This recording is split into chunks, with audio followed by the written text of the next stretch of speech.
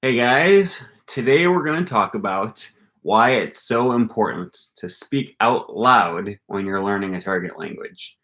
Um, and we're building muscle memory when we do this. Muscle memory just in the same way that you would when you're learning an instrument, or when you're learning to ride a bike, or learning to knit, or martial arts, or swimming. Okay, all these things require muscle memory. They require practice, physical practice. Okay, we can't just read an article on theory and then automatically be able to do the skill that we're trying to learn. Okay, information is good. You want to read, you want to learn as much as you can, you want to get it in your head. But to be honest, I don't care how many books you read on swimming. You can read every book there is on how to swim. And the first time you get in the water, you're just going to sink. You just will. Because even though you have the head knowledge, you have to build that muscle memory. You have to learn how to do it physically before you're able to actually accomplish the task. Okay? And it's the same thing with pronunciation when we're learning languages. Okay? When you're learning a foreign language, it's called a foreign language for a reason. Okay? Because it's exotic and it's bizarre and it violates everything we think we know about languages, everything we knew about our own language. Okay? And they're just very different. And sometimes languages are different in ways that you don't think they could be different. Okay? You think, why would a language be like that? Why would a language do that? That's so bizarre. But then the speaker of the other language that you're learning, they look at your native language, they look at English, and they say, why would English be that way? Why would whatever your target, whatever your native language is, they say, why would it be that way? They use tone to distinguish between different words, or they use suffixes to tell who's the subject of the sentence. That's so bizarre, right? And when you're learning a new language, it's like landing on a new planet. You're on Mars, right? And it's unfamiliar territory. And it's great to go to class. It's great to read books. It's great to learn grammar. It's great to learn the theory behind the pronunciation. Okay. I highly recommend learning the International Phonetic Alphabet and learning everything you can about phonetics. All that is great. You want to learn about place of articulation, manner of articulation, what you're doing with your lips, what you're doing with your mouth, with your vocal cords, with your soft palate. But all this information is going to do us no good if you don't open your mouth and just start speaking. Okay? You got to get that muscle memory down. There's a portion of your brain. Now, let's see. I took a brain anatomy class a few years back. And I probably should have done a little bit more research on this before doing this video, but I remember there's a strip in your brain that is dedicated to feeling sensations. Okay, so when one of the neurons in this one little strip is when a signal is sent to this, a chemical signal is sent to those neurons. That's what it means to feel something. That's what happens when you feel something. And then there's another little strip right next to it. You have your somatosensory cortex or something like that, and then there's your motor cortex. If someone knows the actual words to these, let me know, because I think it's called the somatosensory cortex and motor cortex. When your motor cortex receives a chemical signal, that's what happens when you move a muscle. Okay, that's what happens. That's what causes some muscle in your body to move. Okay, and the more these neurons receive signals, and the more they talk to each other, the more neurons communicate between each other, the better they're able to do so again in the future. They start forming grooves. And it's like, if you've ever driven down a dirt road or a muddy road or something, maybe it's relatively smooth at first. And then as you drive down it more and more and more, you start to wear grooves into it. Okay. So my uncle owns a farm, and we go four-wheeling up and down the hills all the time. And at first, what was just flat trails, if you go four-wheeling in the mud, after a while, you start to get tire tracks, and those tire tracks turn into grooves, and then they turn into deep gulches, and it gets to the point where all of a sudden we can't even, used to be able to drive on any part of the trail, but now you can't anymore because there's these deep grooves going through. So you just have to follow the groove, and it just kind of forces you to follow the same direction that you followed in the past. Okay. And this is essentially, that's what's going on in your brain. The more you use a certain neuron, a neural connection, the synapse between two neurons, the more you're going to be able to do that in the future.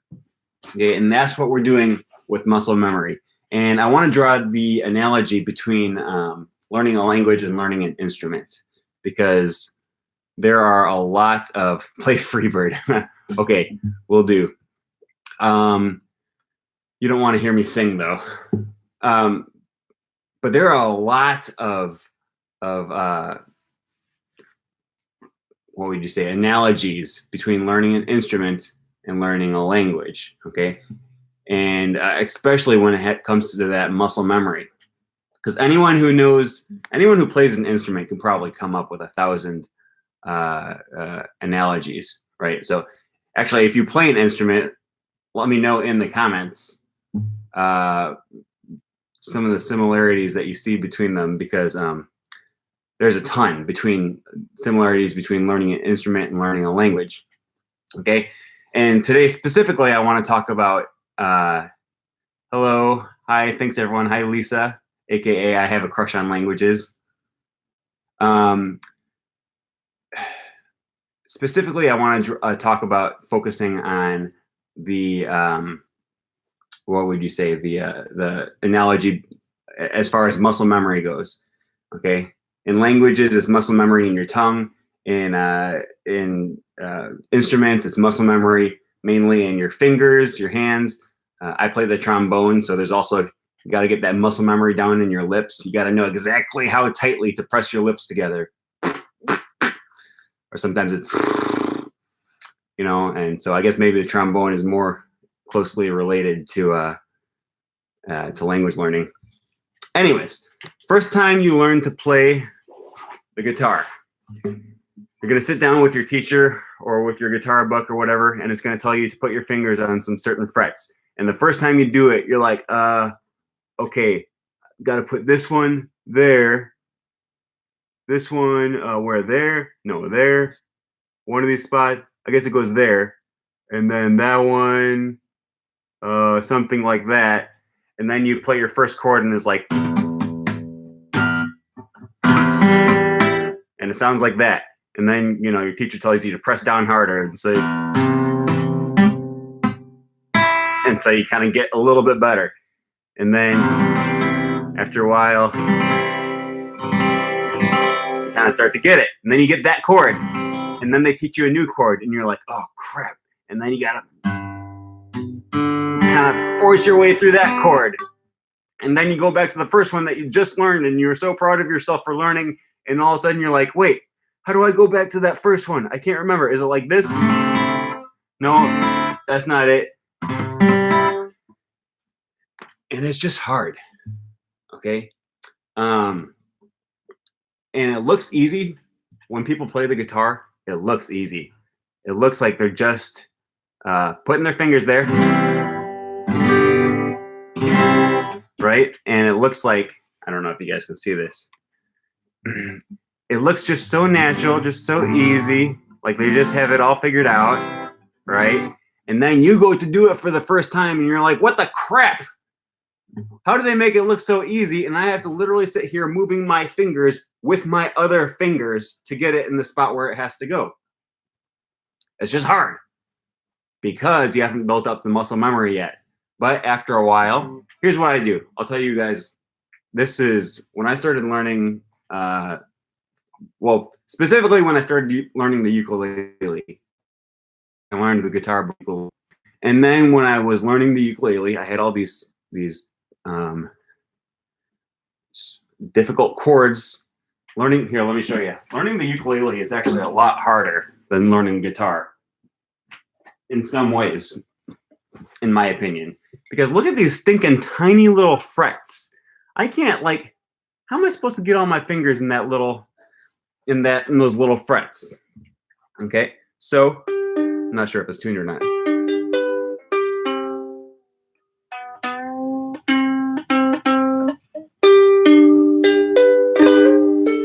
Yeah, like I gotta squeeze my little pinky finger down in these little spots and stuff, and it's hard. But another analogy with language learning, you learn one language, it's then easier to learn a second language, right? So I had already learned the guitar. I now was aware of the different processes and the different techniques for learning an instrument. And not to mention, I already had some of the muscle memory down. So learning the ukulele was a lot easier for me. Not to mention there's 4 strings on this one. So this is kind of like learning Esperanto after you learn French. Oh, so many analogies, right? But I learned some of the processes that are better for learning languages, okay? And so what I did when I was learning the ukulele is I had some chords that were difficult to, like your E chord on the ukulele is one of the most difficult ones. And so what I would do is I would play one chord, and I would go back to the first one. And at first you're really forcing your fingers to try to go where they want, and it sounds terrible. And you just kind of push through it, and you just deal with the ugly chord sounds. And you're like, oh, it sucks. It's so bad. And then you just keep going back and forth. Back and forth. And even if it sounds terrible, you just start to get the hang of it. How do you pronounce ukulele? Oh, are you one of those snobs that says ukulele? You must be from Hawaii. I play the ukulele. Anytime I hear someone say that, I know you're automatically just pretentious. Ukulele. And then after a while, just going back and forth. And I would do this while watching TV or while doing something that didn't take a whole lot of mental energy. And I would just sit there and I would just do this and just go back and forth, right?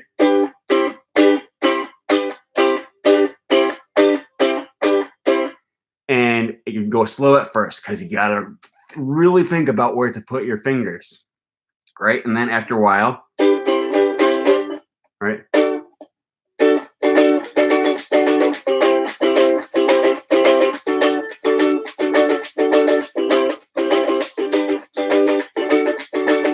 You're pronouncing the word pronouncing wrong. It's a French word. Okay, I am prononce. I don't even know how I would say that. I am pronouncing the word ukulele wrong. Okay, anyways, all this to say, I really like music. And if you sit there with your guitar, with your ukulele, and you go back and forth, and you take the time at first, and you go slowly. Hello, Kevin. Hi. And you go slowly back and forth, even though it's hard at first, and you gotta really pay attention to where your fingers are. Sooner or later, you're gonna get that muscle memory down. Your neurons are gonna form better connections in your brain, more solid connections. Just like driving that ATV down the trail, you're gonna form those grooves, and then it's gonna be easy to go back and forth. And you don't have to think about it. You don't have to look. And then pretty soon you're gonna be playing.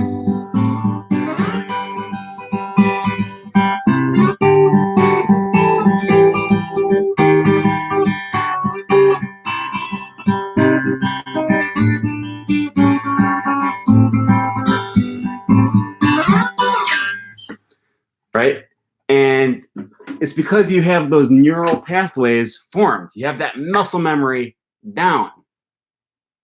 Playing people's clothes off. Hey, it's what I do best, man. So, it's the same thing with learning pronunciation, specifically pronunciation. There's other areas that I think this could apply in, but pronunciation is hard, man, because you're learning new speech sounds that don't exist in your language, and you're learning new patterns of speech sounds that don't exist in your language.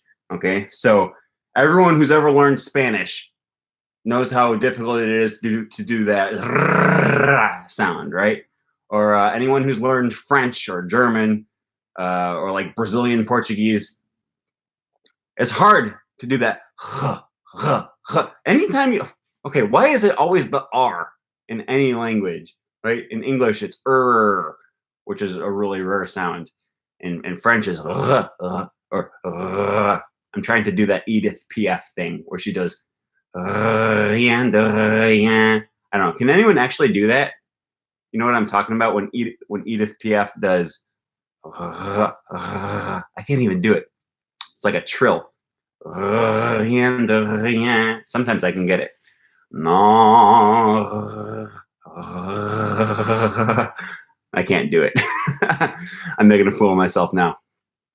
Gosh, there was one time I was talking with my phonology teacher, and I was in the hallway. I was with my my professor of phonology, and we were talking about uvular trills. It's where you do that trill on the back of your throat. And we're standing in the hallway, and we're both trying to do it. And we're both sitting there going, and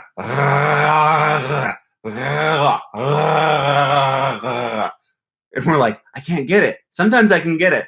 And I was like, one time I was in the shower and I got it accidentally. And then we turn and we look behind us, and there's an open door in a classroom that we're disturbing. And everyone in this classroom is like looking at us like, what are those people doing in the hallway? And this is just the life of a linguistics student.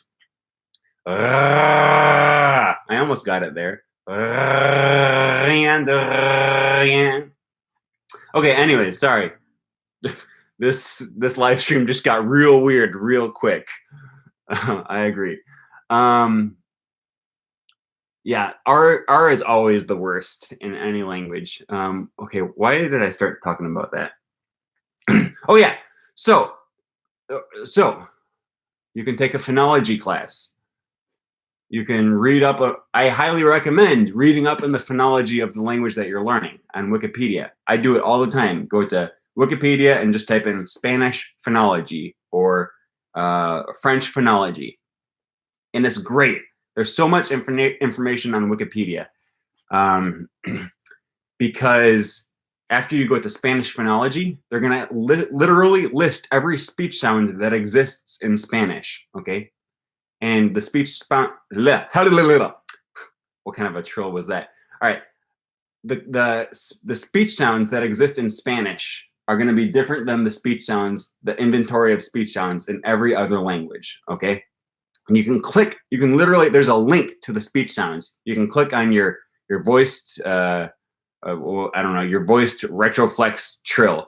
Okay, you can click on your voiceless dental stop. Okay, and it's going to bring you to all these different speech sounds, and it's going to give you a description of what those are, and it's going to tell you what happens with your tongue. Do you put your tongue against your teeth? Do you put your tongue against your hard palate? Do you put your tongue between your teeth? Do you put your tongue all the way back against your velum?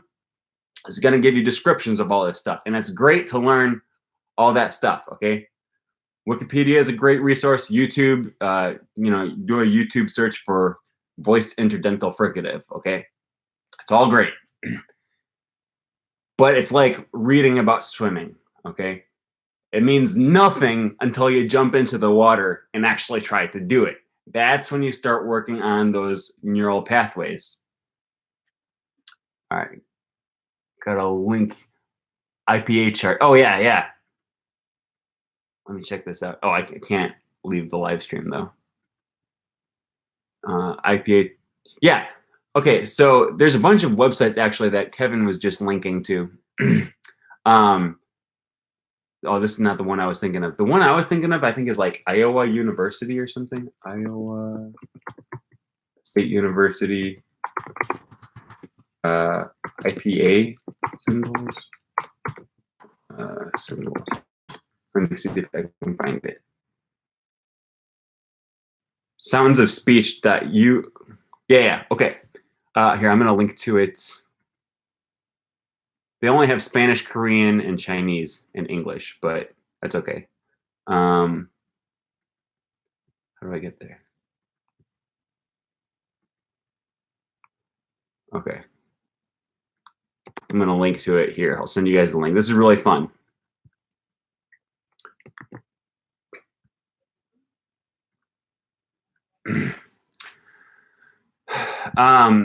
A website that explains exactly what you have to do with your tongue and your mouth when you create certain speech sounds, and it's really interesting. And tell you what, like I've said before in this channel, I have a long drive to get to school, and it's kind of a long straight shot down the same road. And sometimes I'll be driving and I'll be thinking about linguistics, and I'll be thinking about speech sounds and phonology. And the really dangerous thing is I have this rear view mirror right here that rather than looking in the road, I can be looking at my tongue trying to do different speech sounds. And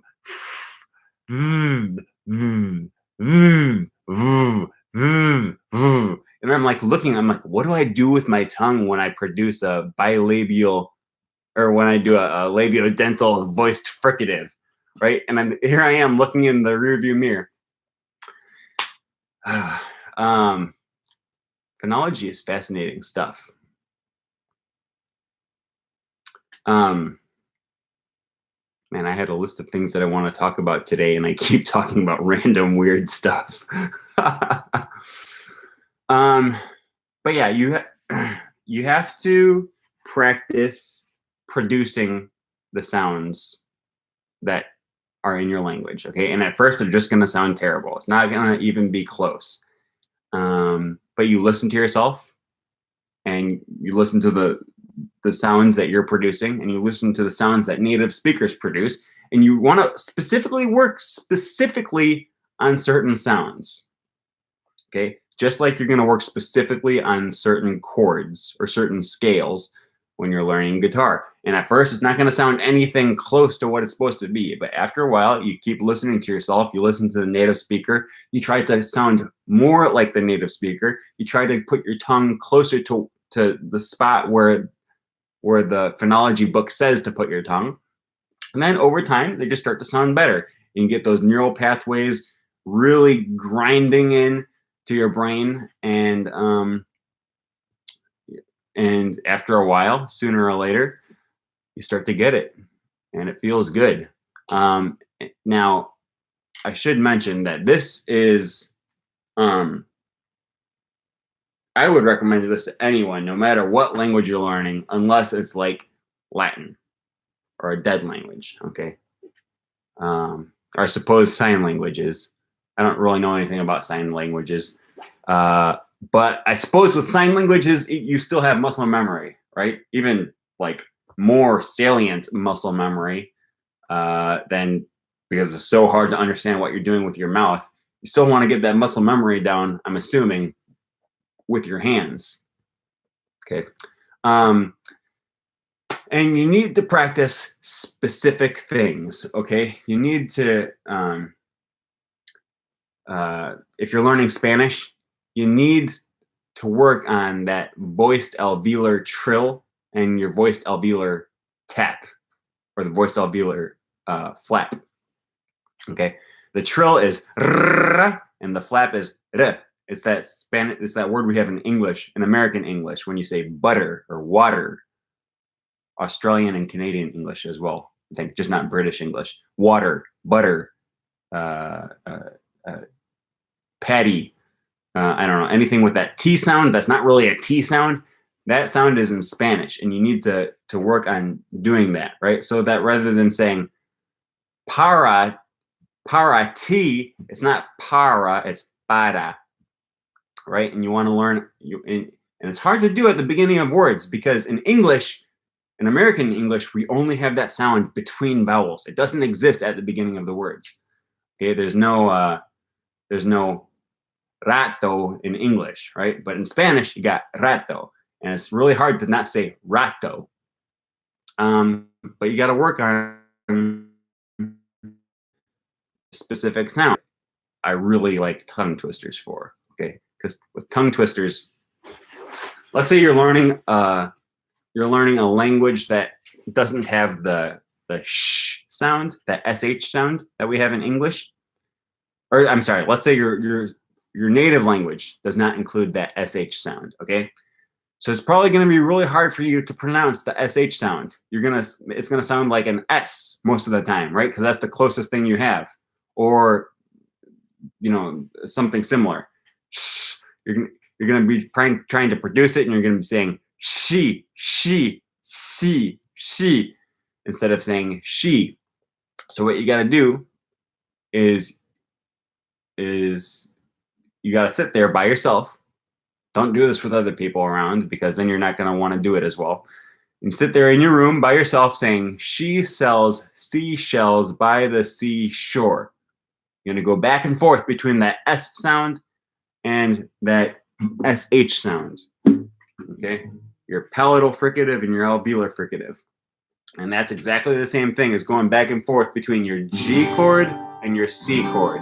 You go back and forth, back and forth.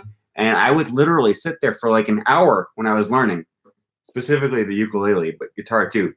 Back and forth, and it's so boring, but you just start to get it after a while. And if you do it for, I would literally, this is no joke, I would set a timer for like 10 minutes, 10, 15 minutes or something.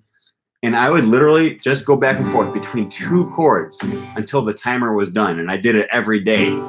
And tell you what, after 10 or 15 minutes of doing the exact same chord every day,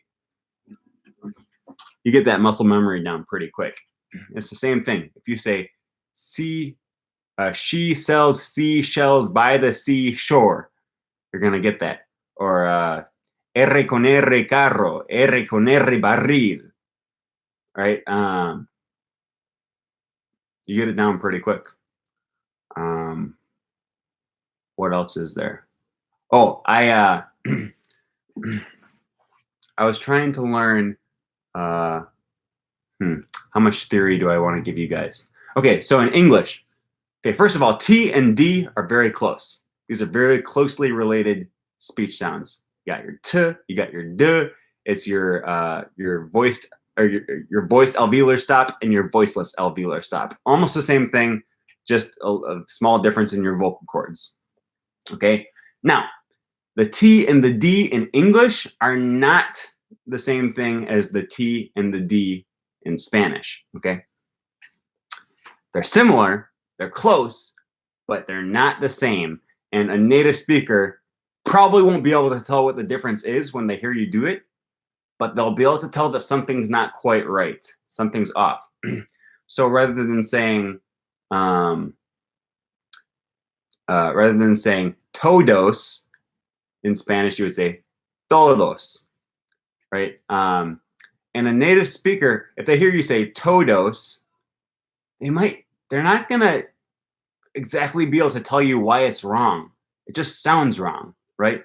Just like if you're a native English speaker, and you're really like, I bless the rains down in Africa. You're really like Toto, and a native Spanish speaker comes up to you and they say, I really like the band Toto, right? We don't say we don't say Toto.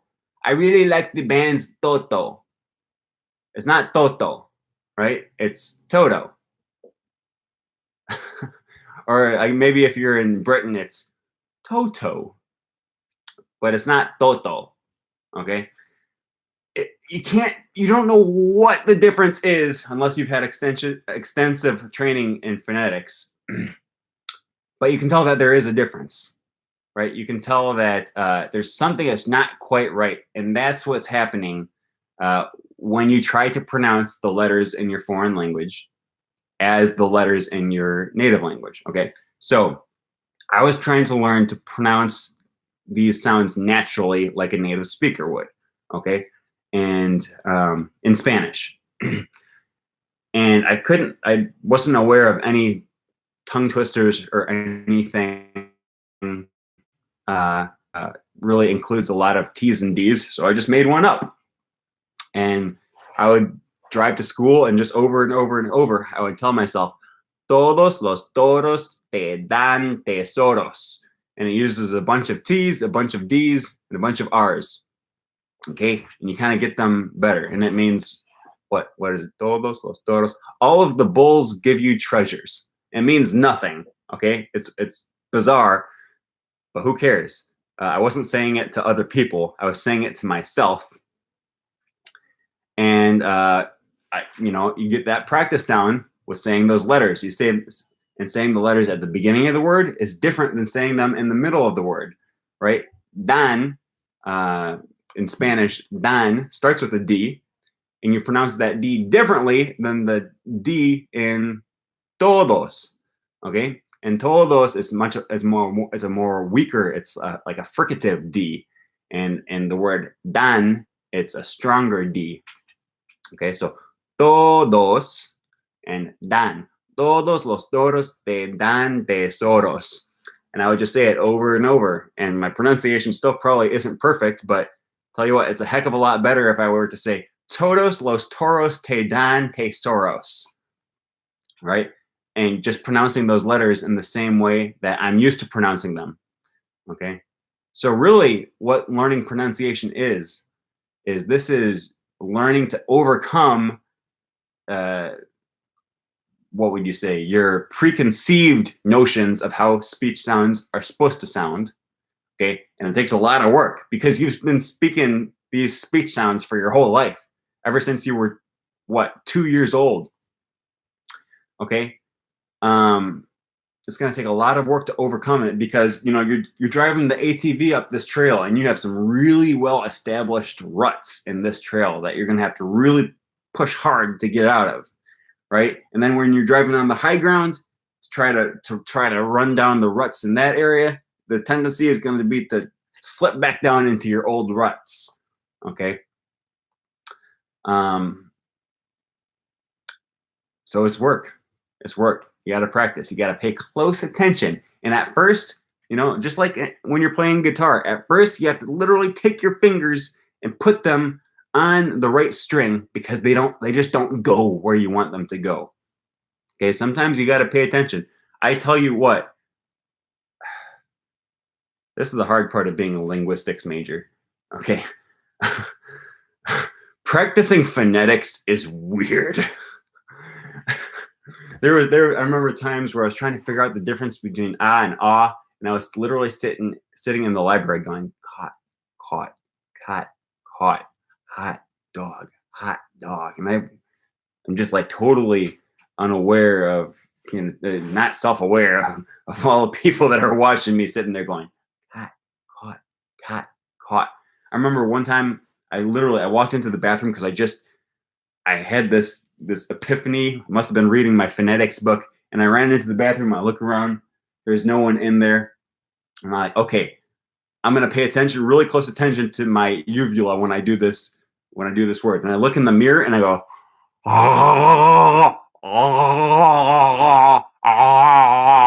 and I'm trying to pay attention to my uvula. And then I realize someone's in the stall and he walks out and he's looking at me. It's a hard life, man, when you're as interested in phonetics as I am. But you got to do it. Do it in privacy of your own home, maybe. Do it in your own bathroom, not in the public bathroom at school. And you got to work on those speech sounds. You got to figure out exactly how they're done. Okay, and there's certain tricks and stuff that you can a lot of times use to get yourself on the right track to pronouncing speech sounds that other people that other languages use. And at first, it's just hard. Okay. I'm also really into archery, which which requires muscle memory. I have this compound bow, and a compound bow is the fancy mechanical ones with all the wheels and the gears and everything. And I have, you just have these sights, right? And you line up these sights, and then you just line them up to wherever you shoot your arrow, and it goes right to wherever you have your sights lined up. Okay. I also have a traditional longbow with no sights. Okay. And with this longbow, you just pull it back and you just look and you say, okay, I'm going to shoot there. And it's like throwing a ball. There's no sights. It's not scientific. It's not, you got nothing to guide you. You just look and you shoot. That's what learning vowels is like. Okay. With, when you're learning consonants, you can say, okay, I got to put my tongue against my tooth or in between my teeth or back against the back of my throat. And you can kind of feel these landmarks where you're lining things up. You kind of get a little bit of a guide. But with vowels, that's like shooting a longbow. You got nothing to guide you. You just got to throw your tongue out there and hope that it lands in the right spot. And you have to be kind of sensitive to hearing, well, is it perfectly right where it should be? Is my tongue is it producing the right sounds that it should be producing? Or am I just off? And it just takes a lot of practice, but you got to say it out loud. Okay. You can't think about it. It's not about the theory. It's not about what you read in your textbook. It's not about what your science teacher or your Spanish teacher tells you how to move your tongue and your throat. Okay. It's all about moving your mouth, moving your tongue, activating your vocal cords, and getting it down the way it's supposed to be. You got to do a lot of listening too, because you're trying to emulate other people. So you have to listen to yourself and you have to listen to other people, audio recordings or whatever. So I think I'm going to end it there for today. Thanks for watching the video, and we'll see you guys, I guess, next Monday.